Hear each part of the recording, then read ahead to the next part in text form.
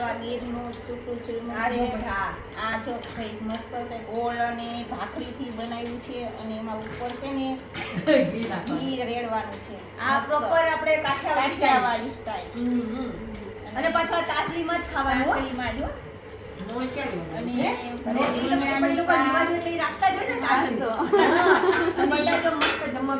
અને રીંગણાનું શાક છે, આપણા વાડીના રીંગણા છે, મસ્ત ઘરના ઓર્ગેનિક.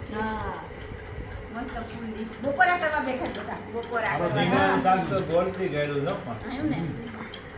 હાલો બપોરા કરવા એમ. હાલો રેખાબેન બોલાવે છે એના વેવાઈની ઘરે, ચાલો બપોરા કરવા. રેખાબેન ઓલા આપણી વાડીના મૂળા, કોઠીબાની કાસરી, બધું ઘરનું. હાલો ગિરિરાજ ધરણ કી જય.